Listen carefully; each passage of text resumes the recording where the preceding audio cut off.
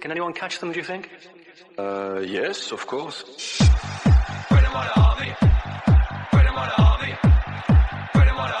Yeah, unbelievable. We didn't expect that. As unbelievable as it sounds, this is another Arsenal podcast.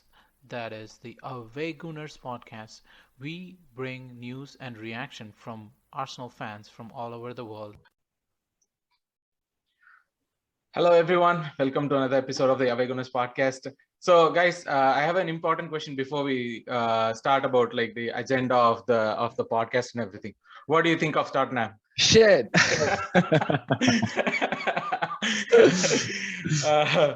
So it's actually a very good week. After defeating Tottenham, it's always a good week when we have an NLD win over them, and the way we won over them was absolutely brilliant to start with. Without why am I rolling so much? But anyways, the excitement. The excitement probably getting me into this mode. But we would be talking about the North London Derby win, of course, today. And so let's start with this. Bob, where did you watch it and how much did you yell? I couldn't yell as much because it was in the middle of the night for me. But yeah, I mean, I watched it quietly in my living room as per my following superstitions and all those sort of things that I usually do. The best part out of it was the morning my son woke up in the bed, and then first thing asked me was what was the match, and then he wanted to actually watch it again. So I just used it as an excuse to watch the whole game. And that was just one of many times that we watched together. So it was a lot more fun. And nothing could really sum up, more than a North London victory, compounded as well the fact that the nearest rivals as well lost. Our women as well thumped Manchester City. So what more that you could have actually asked for on a weekend? Yeah. They had everything coming at once. Arsenal were 8-1 in the weekend, with the women winning over the Manchester City rivals 5-0, I think. Deepak, what about you? You are the calm and collected of our group. Did you yell? Did you do anything actually? No yelling, because I was watching with my wife. Like, she was like surprised. No, not watching. She came after we scored 3 goals, and she was like, "What?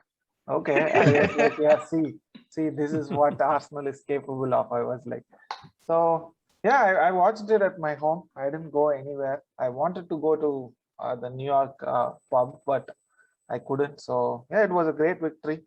Hope this continues. So I was saving the Arun for the last, because he watched it. I know he watched it with the Arsenal Montreal, just like I watched it with Arsenal Vancouver. So Arun, how was the experience there? The first time was going to the pub to actually watch a game in 4 to 5 years, because we were a group of people who were going there.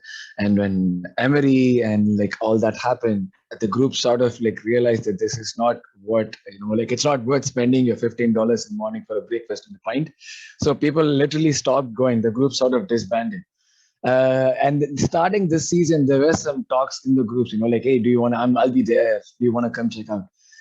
And even for the NLD game, there was a post on the group, and there were about 5 replies. So I thought, like, okay, maybe for 11:30 game, if I go there by 11:15, I'll be fine. I'll get a spot. I was there by 11. I was there waiting outside in the lineup till 11:25. I thought I wouldn't be able to see the game. That's how many people there were. With the COVID restrictions, there was no spots in there. So we were given options of actually sitting on the bar and watching it without any sound.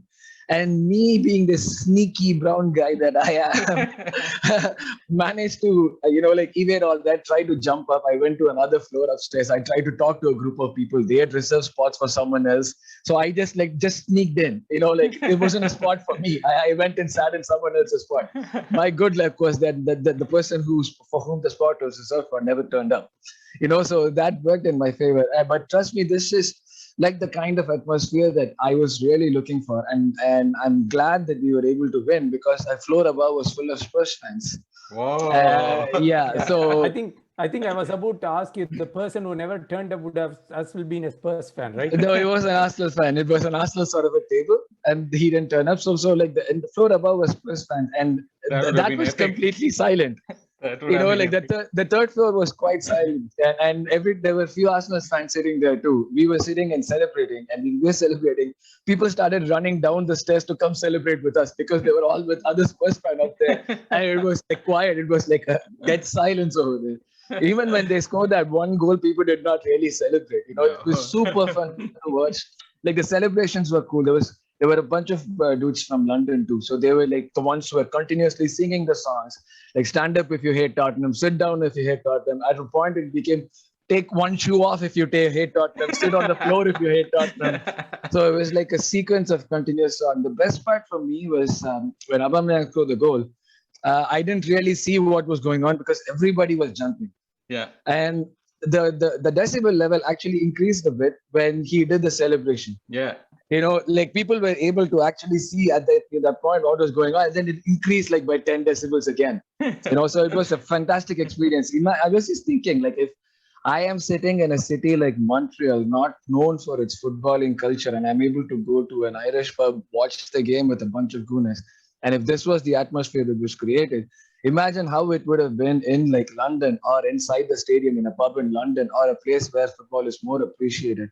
It would have been a completely different story. And those are the kind of places that I'd like to be. There was a very small way we could actually see exactly what was happening or how fans from London was reacting, and that was watching this. I don't know if you guys have seen this.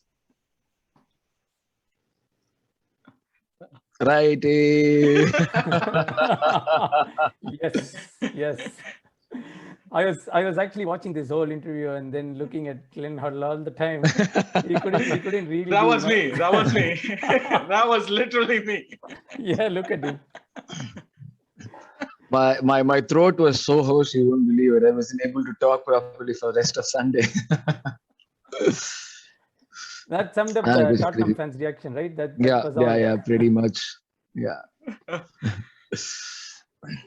So there was another one that I saw where Ledley King was sitting next to Tony Adams. Tony. Yeah. Graham Souness, yes. That must have been fun as well. But yeah, I think just to actually reflect back on the game, it was just one of those games. I mean, none of us would have really expected such a game to happen. Even before or even at the start of it. Yeah. It was a memorable experience. It actually brought me all those wonderful days that we've had as an Arsenal fan. I mean, if I think about it, Barcelona home that we won, and as well as the Tottenham games that I've actually watched as well, that was as well memorable. This is one of them. Seriously, the way the whole thing was actually touted out before the game, and then the way that it turned out, it took all of us by surprise. And if it's the Arsenal that we are going to see, I can't really wait to watch them every week. So that's where we will start, actually, at the start of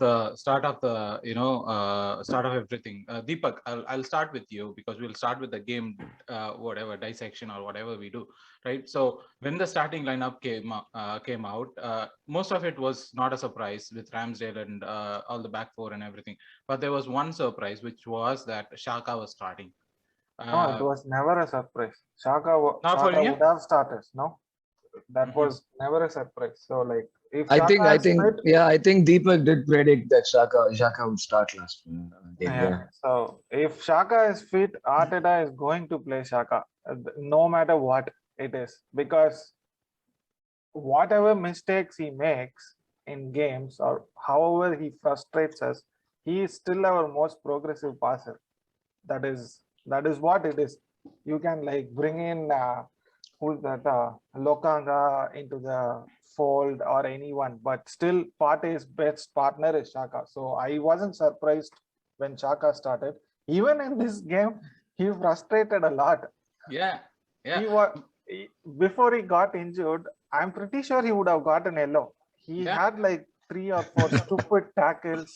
and something. But the second goal was just due to him, like Ramsdale like passing to him, and somehow he won the ball. It could have been a foul, like in some other day, but still he is a most progressive passer. He's like a divisive figure in the team. He can frustrate equally, and he can like make be some like things a happen. Yeah. great player. But Actually, it is kind of surprising that when I looked at the stats during that 30-minute segment where we kind of blew Spurs away, right? During that 30-minute segment, Partey had like 12 passes or something on him, and Xhaka did 20 or 26 passes. So it's like double of what Partey was doing. And I mean, interestingly, Spurs tried to contain Partey. They missed Xhaka, and that Xhaka used it a little bit. But it is so true that he is our best progressive passer. And so like Arsenal plays well if Xhaka plays well. Arsenal sucks to the core if Saka sucks to the core. That is the thing, which is like, so that's why he gets criticized more if we play like shit, because everything goes through him. Even though Partey is our best midfielder, when Saka plays, everything goes through him, and Arteta trusts him a lot. Even not just Arteta, every other manager who he has played under with trusts him a lot, even though he can frustrate a lot. But you are stuck with him right now, and you have to start him. So right now, what I saw, like he's out for 6 to 8 weeks. We might see the difference how we will miss Saka, but I can say like he might frustrate, but still, if fit Saka, you start him. And I wasn't surprised when Arteta started him. But that is the question, right? Whether he was fit, because mind you, he was coming back from a COVID, right? And he was not vaccinated. And even before vaccination, even before vaccinations were a thing, there were some players who went through COVID, and when they came back, they didn't seem the same. Like they were not able to run the same way. They were not like, even heck, Aubameyang through malaria was not able to be at the peak fitness that he always has, right? So I thought that is what would have affected, and that is what would have been in consideration, and not start Xhaka. I thought he would come in at like 60th minute or 70th minute to shore things up. But I was surprised with him. You shouldn't like bring Saka to shore things up. you should substitute Saka to like shore things. So that's what happened. Like after 70 minutes, like he got injured, and Lokanga, they closed out the game. So that right there, folks, is why you should never listen to me and to all the other folks, because I don't know what I'm talking about exactly. But regarding the goals, Arun, right? So the first goal was made through and through by Hale. Even at the stadium, everyone is singing like Hale, boys. The win was made in Hale. For me, the win was made in Hale. Yeah, but how good was ESR and Saka? Like, I mean, both of them. I love both of them, but they are running hot and cold, and we talked about Saka not being the best that he can be and everything. But that first goal was completely done by both of them. There was, I mean, Odegaard was involved and everything else, but the first goal was by them. Actually, I think I might have a controversial opinion here. For me, the first goal, the main architect was also Xhaka, because he was the one who takes like about 2 or 3 people out to give the password to Odegaard. If you notice, when he gets the ball, he moves it like from White's header. Tottenham defenders are on dashing, and he passes the ball over them. Odegaard is free at that point, So Xhaka was fantastic throughout the game. Just adding on to what Deepak was saying, even the second goal, it was like he received it on his left foot, which was good. Normally he gets it on his right foot, and that's when he struggles. So it was a high-risk pass, which worked out. Coming back to the first goal, it was completely, it was made in Hale goal. The performances of these two kids that we've been talking about, and we had these concerns, like you mentioned, they've not been able to score goals. They've not been able to give anything that we can see in terms of stats or numbers that would satisfy our fan base as well as the people outside, right? You're not having that. But in this game, Saka played on the right, and that made all the difference. The way in which he was found by Odegaard, and the way in which the three of them, Saka, Odegaard, and Partey, passed the ball between themselves with Tomiyasu involved, it showed like the amount of confidence that they had in each other. For me, more than Made and Hale, it was a goal that was all the three goals were complete team efforts. Like it's those three. It wasn't like one person taking the ball from the halfway line and taking all the way and scoring. It involved about 5 or 6 people each one of those goals. And in this setup, when we had these two guys playing as well, when everything was looking fine, they were able to like really do well and perform. Like I don't know if it was Bob or Deepak. This is the kind of football that we want to keep seeing every week. It's not just like, oh, we are going to turn up for the NLD and then yeah, we are going to win this game. This is the sort of thing that you need to turn up for every game. You want these kids to turn up for every game, and that happens when the senior heads are also like on point. And that's what we saw here. The senior heads were on point. Xhaka was on point for the first goal, the second goal. Auba was on point for the second goal. Everything that he did. KT was fantastic for the second goal. Everything that happened in there for the goals was a perfect mix of the senior heads knowing what they will have to do, and the younger ones having the full freedom to be able to express themselves. Odegaard, ESR, Saka, everybody, they were able to express themselves. And Tomiyasu, man, what a monster game he had. I think we'll talk about it later. Yeah. We will talk about it later. But the best thing for me was... should be sad a little bit. Pepe didn't play any part in any of this. No, actually, the thing is, Pepe, the fact that Pepe didn't start probably was the reason why we were able to score 3 goals. Finally seeing the light, I guess. No, I mean, like, I know the threat that Pepe possesses, but like, he's not someone you need when you want to play one-touch football. He possesses a different kind of threat. If you ask me, like 72, if you bring the 72 million argument, that's never going to be like, no one's going to be able to justify it.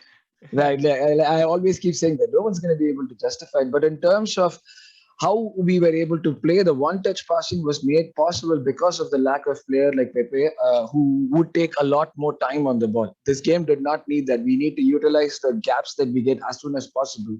There was no point of like getting the ball running into the box directly. So, yeah, the fact that Pepe wasn't there actually worked out a lot in our favor.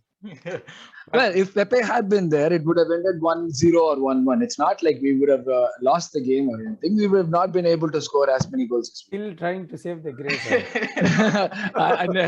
Well, like a true fan that I am. So. No, but for sure, like Spurs were very shit that we would have definitely won, but the way in which we won was the difference.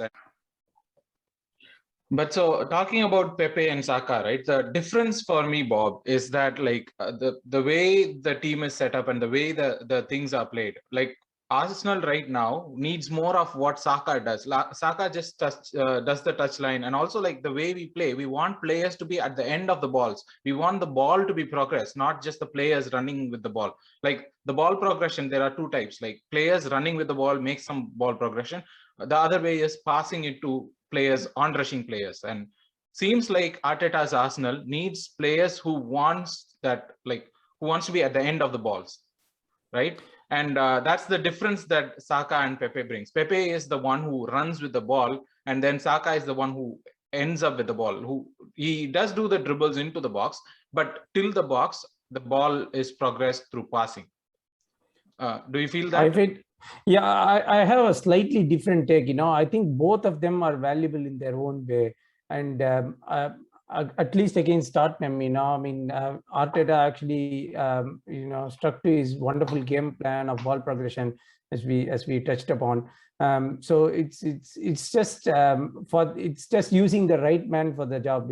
So against Tottenham, they were, even before they could actually get onto the gear, they didn't really know what struck them, and then we were quick in our progression and we were able to be at the right place at the right time to convert all of those into goals. And that's how we were able to be so much successful during that game there. But in some of those games, if at all you look at teams who actually who play more like a defensive style of approach, you need someone to actually penetrate through the barriers. And at that point in time, I feel Pepe would have been more useful. So if he actually plays against Burnley, for example, he would be much more effective in a way than what Saka can do. Perhaps he could be in the right position, and if he actually can dribble past 1 or 2 players, then he would be in the position to score by himself. So Saka actually brings in a different dimension to the game, and then so in a different aspect by Pepe. I felt Arteta actually used them, the right person to actually do to be in the place, and that's where actually Saka was able to be very effective against Tottenham.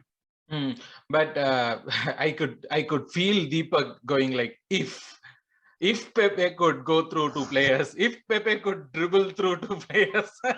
When did this even happen? Like, when did he dribble past 3 players and score the goal? No, never. But let's not go into Pepe discussion right now. I mean, we did start, but I wanted it to be more of a Saka discussion, Arun. So well, you start the fire and you tell no one else. Yeah, that's nice.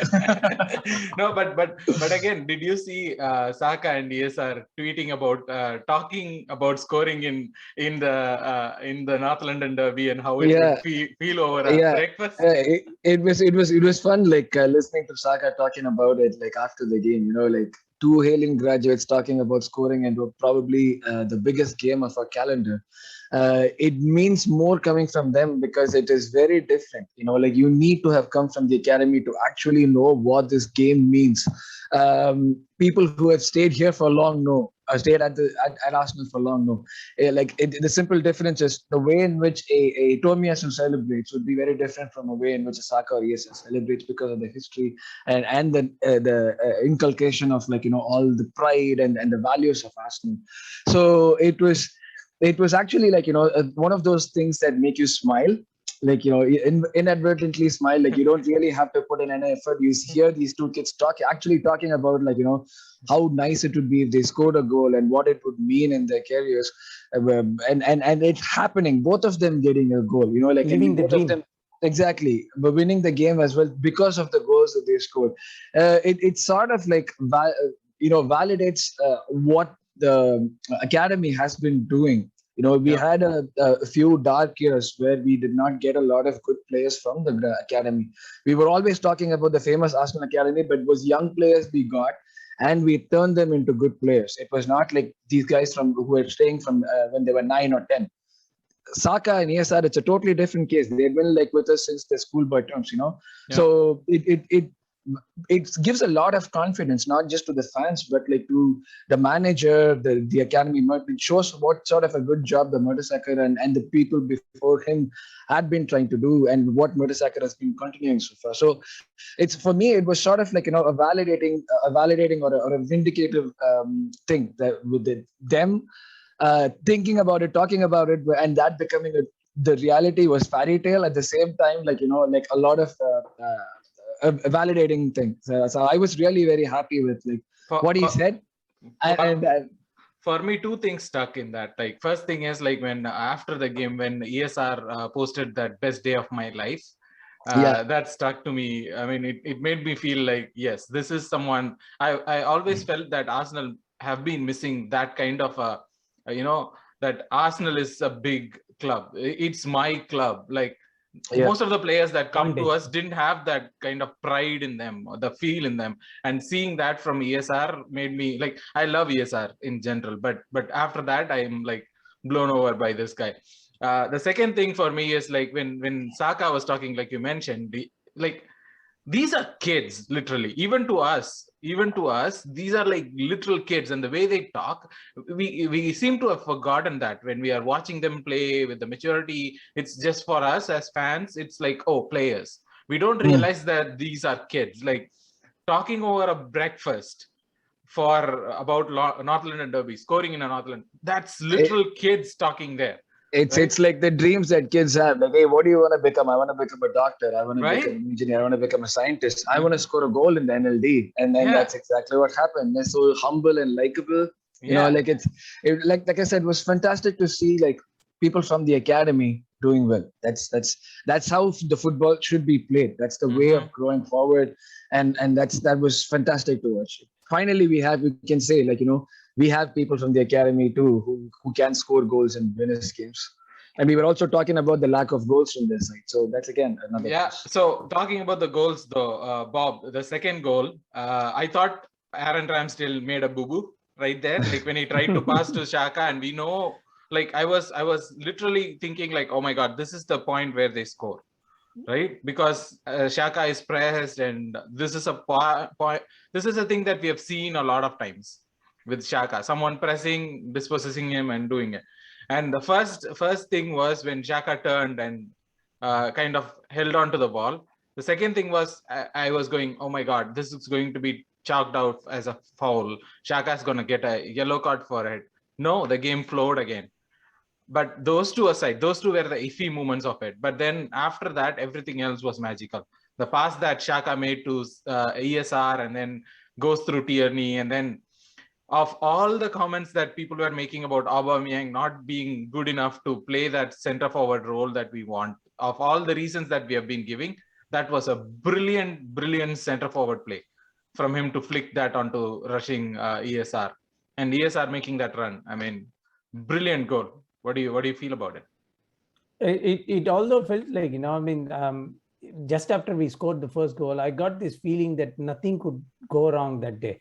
I don't know. I had this feeling all along, and even when Ramsdale did that oops moment there, for something was actually telling in my mind that things would just definitely click. Although I didn't really think that far that we would go on to convert that into a goal, everything was actually right, exactly in place. That goal, the flick that Auba did was, somewhere comparable to the Norwich goal that we famously scored with Jack Wilshere and everyone along, Giroud and everyone. So somehow I felt it was reminiscent to that, and then we were just able to flick it, and even when Smith took the ball further up, I probably thought he was going to try by himself, and then for him to pass to Auba, and Auba was not actually a lethal shot as well that he did. Yeah, he kind of fluffed the lines. Yeah, yeah, and it still went through. And after that goal, it fortified my thinking that it is definitely going to be our day, and nothing could go wrong. Absolutely nothing could go wrong at all. So from the back, we did play out a goal after a long time. Was even more enjoyable to watch. Who would have really thought about playing from the back and then progressing the ball further? It was an empty midfield for us to progress through, so we didn't really have any challenges to face across in the midfield. Tottenham were all sleeping there. you cannot praise that goal without taking a dig at Tottenham midfield. Oh yeah, for of course, sure. buddy. but Deepak, more than the goal, the celebration got everything. And for me, that's the question, right? Aubameyang last season was not great, but the season before and the season before that, he was absolutely good. We know that he's a showman. He loves stadium. He loves people chanting his name. He loves these things, and I'm pretty sure he practiced that slide for celebration. Right? So I was surprised how well Auba played this match. He was completely fired up for this North London derby. I have never seen him play this good, even during his first 2 years. He was like, he wanted to lead from the front. He was pressing, he was blocking the free kicks. Everything he was doing was like really good. This is the Aubameyang which we want to see, like going forward. Not the one who has been playing for the past 1.5 years. Like even during the 2 great years he had, he used to finish and just be playful. Now, even in the interview with ESR, it was like really good to see him like praise the kids and lead as a captain. So this is the Aubameyang I want to see going forward, not just like being like a playful character. He has to lead from the front, given that he's the captain. So I was surprised really with the performance of Aubameyang. I would say he was the best player for me.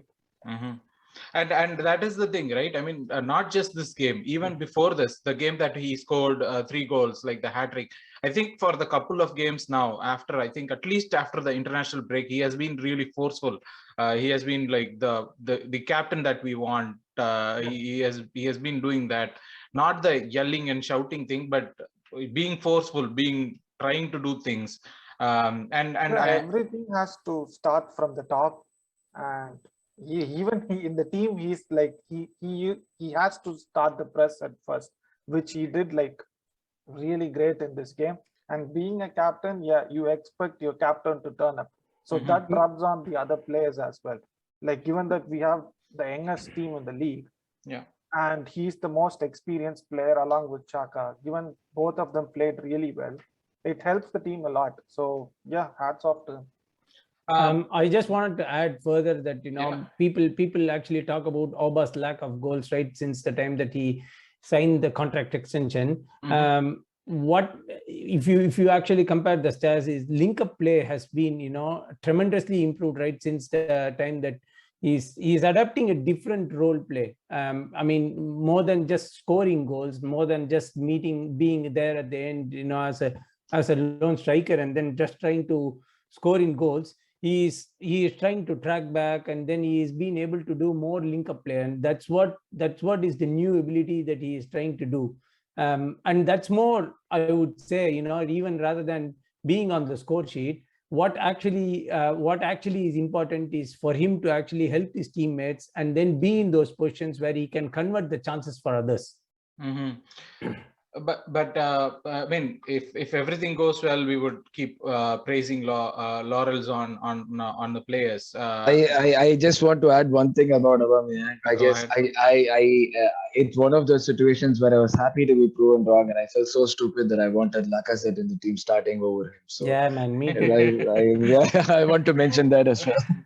But again, I'll go back to Deepak regarding this, right? Like, as in, like, for not for the just for the second goal, but this seems to be a pattern that has been developing. Like how I was talking to Bob about how Saka and Pepe are two different patterns, and the ball progression is different, right? The same way, there seems to be like this 5-channel thing.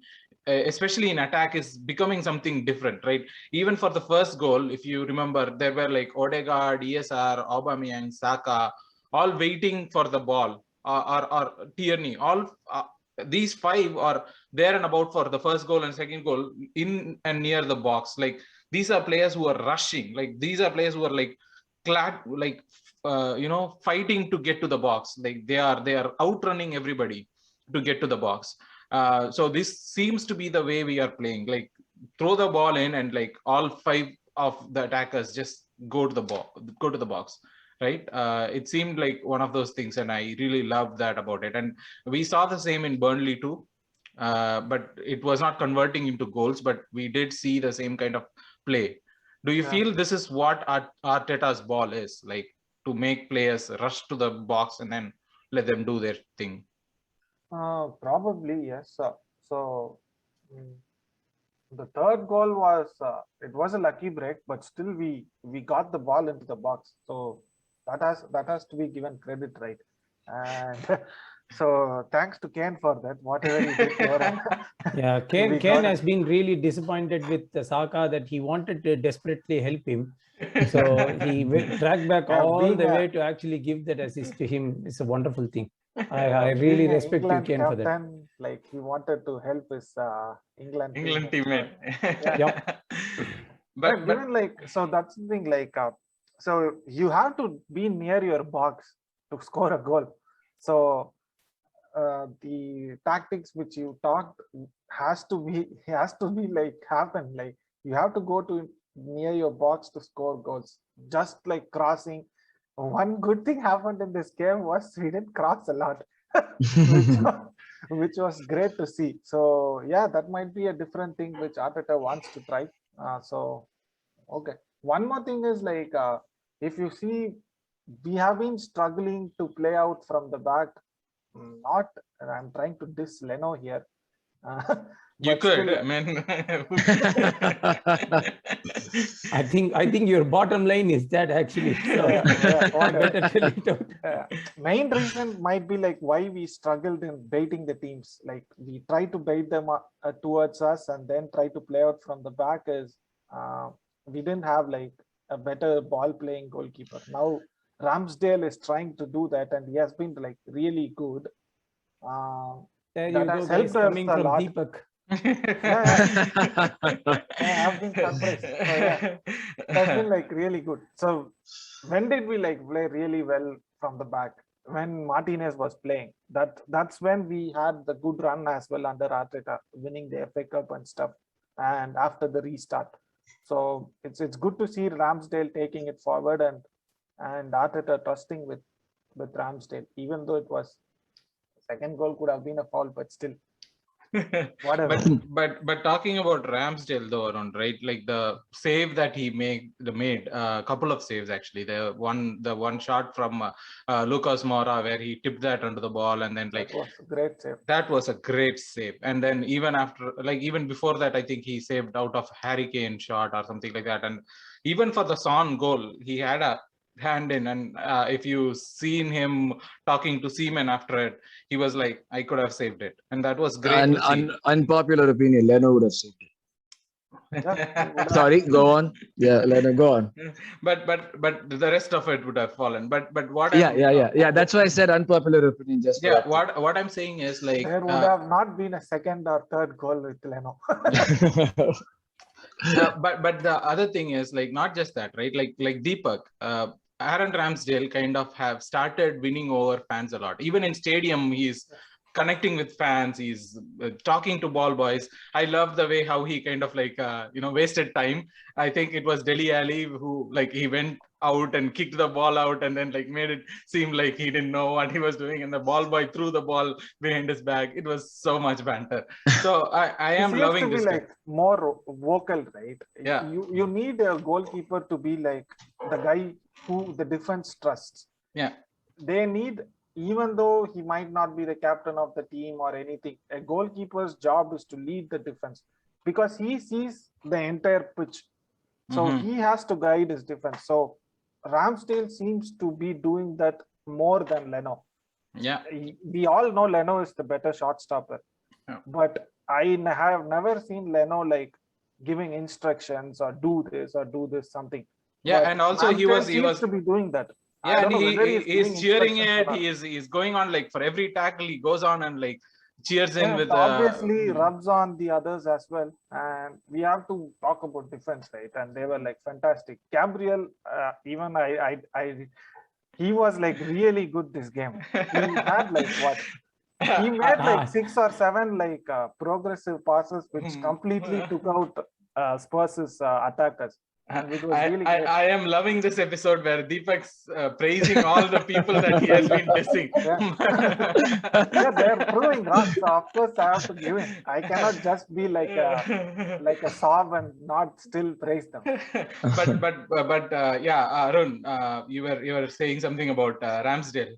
Yeah, Ramsdale, like you guys said, we always like a guy, like a player who shows us emotions and backs it up with his performances. It's not just about like players complaining or just yelling on the pitch. That's not what leadership, or that's not what like actually playing with passion means. Playing with passion means that you show your emotion, but at the same time you back it up with your performance. And this kid that we got here, man, he had the reflexes of a cat on speed, I would say. Like it was amazing the way in which like he was moving around, and he was able to command his defense in a way that I've never seen Leno do. We were talking about this, and a friend of mine brought up a really good point. Like we talk about the number 10 position evolving, we talk about football evolving, the positions like evolving. The same way, it's a matter of the goalkeeping position evolving to be more adapted to playing out from the back, like sort of the sweeper keeper, which was a new thing when Neuer was doing it a few years ago. Now, the fact that we have this guy Ramsdale, who's been inculcated with that philosophy, means that our entire gameplay, like we've been talking about, is improved totally. So when you want to defend or attack, you defend or attack as a team.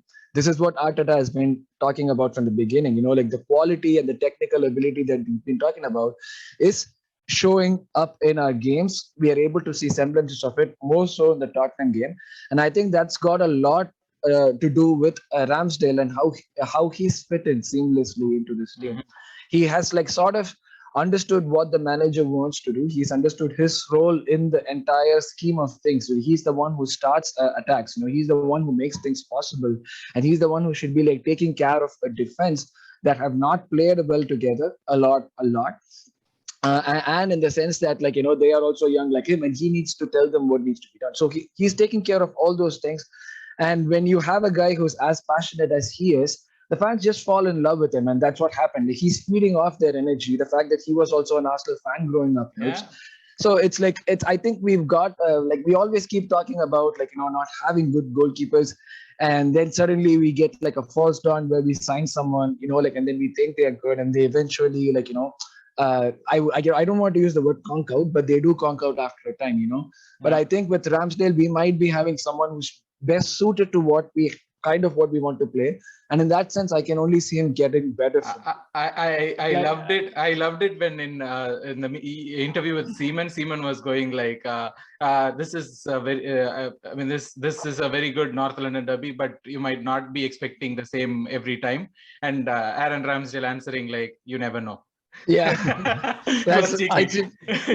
People might call it cockiness, but that shows like the confidence. Like I said, it's the confidence, it's the emotions, and he's backing it up with performances. So then at that point, no one can say anything. He can say whatever he wants. He can say that Tottenham is shit on mic, and no one's going to say but Bob, I was going to add that the best moment from Ramsdale was when Gabriel went to high-five him and then he said, "Better go dip in the corner." He means business, That someday, yeah. I mean, and my 2 cents on Ramsdale is the fact that he's been a very busy goalkeeper the last 2 seasons when he played with Sheffield United and as well as with Bournemouth, both of them going down, ironically. But he's been very busy with those teams, conceding a lot of goals and all those sort of things in the process. So he knows how it is to be in that situations, and then if he actually brings the same energy. And is it just me? I don't know. But if you actually look at Ramsdale in a flash second and say he looks more closer to Ed Sheeran, so I'm not sure if anyone else noted this, but yeah, I think that was something I noticed. What's Ed Sheeran doing for us? That is racism, Bob. But it is absolutely not. He looks like him. But Bob, we cannot talk about Ramsdale and not talk about the defense in general. Like those three, I mean, we have talked about Tierney a lot in our podcast and everyone else. So, but apart from him, the three that stays behind, White, Gabriel, and Tomiyasu, those three complement each other like absolutely brilliantly, right? Like Tomiyasu won every header with they. I mean, Spurs did a mistake by putting Son on Tomiyasu's side. He kind of like. Spurs did a mistake by just existing. Sorry, go on. Actually, I was going through a lot of tweets from Spurs fans, and the biggest regret that they had out of the match was the fact that they didn't get to sign Tomiyasu. They watched him all over the window only for them to be snapped up by Arsenal, and him giving all the troubles that they could have ever imagined. Yeah. Thank you, Tottenham. You have done it again. You have done it again, Tottenham Hotspur. But yeah, I think it's a crazy stat that Tommy has not been dribbled past so far, and I would love him to have that record against a bigger opposition. I mean, we can't really consider Tottenham as bigger opposition, but we are looking forward to other games and then hoping to see his record stays intact there. He's been very immense and quite rightly the man of the match as per Arsenal. I mean, he won all the aerial duels and everything. He kept Son quite more than anything. It was just a momentary lapse that led Son to score the goal from right hand side. But overall, I felt his game has a lot of discipline. He knows exactly what he needs to do. And he actually brings that no-nonsense approach. He doesn't try to do trickery around the ball, especially when it's closer to the goal line. He just, I mean, even if it is conceding a corner or whatever, he knows what he is doing. And to the fact that he is ambidextrous makes it more interesting, and it's actually more it's not predictive again. He can actually use both the feet, and then he uses it to its advantage. In positions that there's been a lot of things that I noticed from match analysis where he actually used the right foot in one of those instances and the other way in the left foot. That brings completely a different opposition, right? I mean, that dimension to the things, right? You can't really know, or the opposition player wouldn't really know what he is going to do, and he is capable of doing anything. Makes it more dangerous and more exciting for us as well as fans to watch. And he is just 22, so we still have a phase to see. Deepak, there is one other player that people are not mentioning a lot, and that is Odegaard.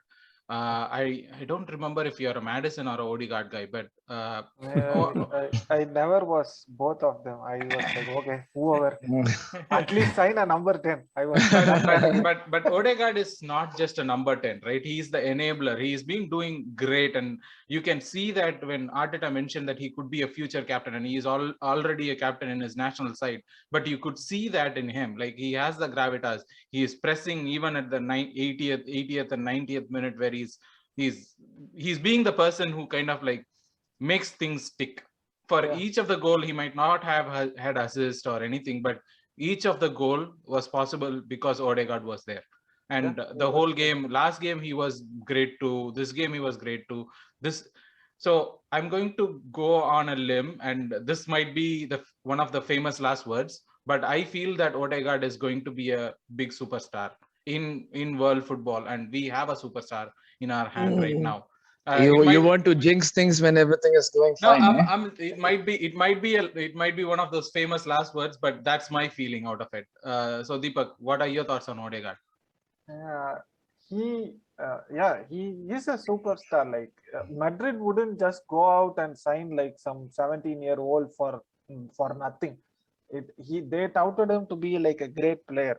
So probably he would turn out to be like a superstar, you said, and it would be difficult for us to hold him back if he wants to move to a bigger club. But he was like, no, when he becomes a superstar, we'll be such a super club that he wouldn't want to leave us. Let's see. I wish that was true, actually, but again, like with the performance, everything went through him. Like so we didn't like talk about like two players, like Odegaard and Partey. So they given all the things which every other player got praised for, but both of them played a really crucial role, especially Odegaard.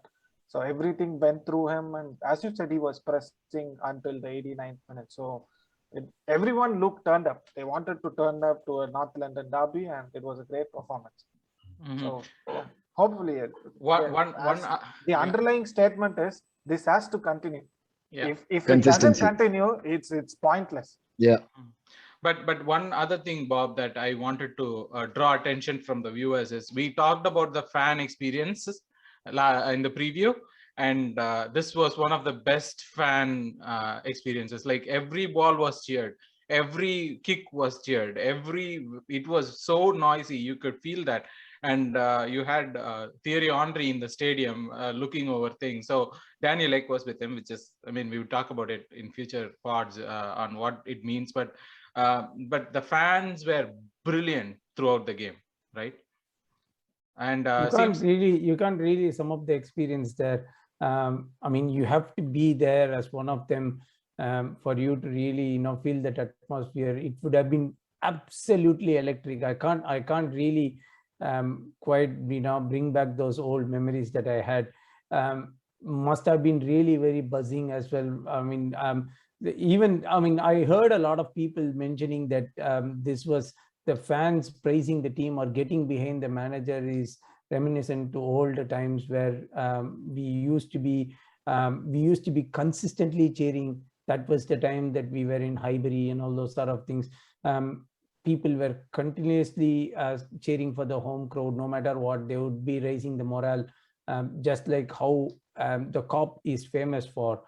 We used to be one of those, and I just hope that this set of fans keep praising or keep supporting this team, because it's what the team actually needs, and things doesn't go right on a particular day. And I just really hope this experience continues with the fans, and then they connect with all the players on the pitch. And it seems to be like something that Arteta kind of worked on, right? He was mentioning this fan thing, fan connection all through from the start of the season till now, and it seems to be increasing. Like even last game, I think, or the game where we went away and he went and cheered on and all those things. This seems to be a culture that Arteta wants. Like he wants to get this fan player or fan team connection, right? So in his time as an Arsenal manager, he hasn't had much chance to actually play in front of crowds, and that would have been a maybe I think it's a bad thing from what he's been talking about. So what he needs is the support. It's support from his supporters, and then coming to the stadium and then cheer for the team, rile them up in a way that they can actually perform better than what they are doing. So that's how I think Arteta looks to connect with the fans, and then if in case it works in our favor, then yeah, absolutely, that's the way to go. But one thing I need to bring in is that Harry Kane going to the empty stands and cheering after the game. I mean, we have to dig it there. He really had a bad game. Yeah. If he was on form, this game could have ended in a draw. They had like so many chances as well. I think that's the best thing an Arsenal fan wants, right? Yeah, it's like saying what you're saying is like if my aunt grew a beard, she would become my aunt. It didn't happen, so no. But of the things that happened, quick take on whether it was a penalty that Ben White considered. It was a stonewall penalty. No. Come on, man. No. But see, you have to be like at least fair. Okay, when we say like it is not a penalty, it is a penalty. I should have used this. I did not see it. I did not see it. then we shouldn't complain when we don't get penalties. That's the thing. See, this thing evens out. So that's what we say. We keep on crying when VAR doesn't do things. This happens. They could have easily had a penalty. I mean, if that is the case, then we could have had a penalty. Yeah, like that's what I'm saying. Gabriel got pushed down. That is not a penalty. Come on. That was a penalty. but anyways, I mean, we have done enough dissection of the game, I guess. But one last thing to bring to the attention: Samir Nasri announced his retirement. Anyone wants to take that? Bob.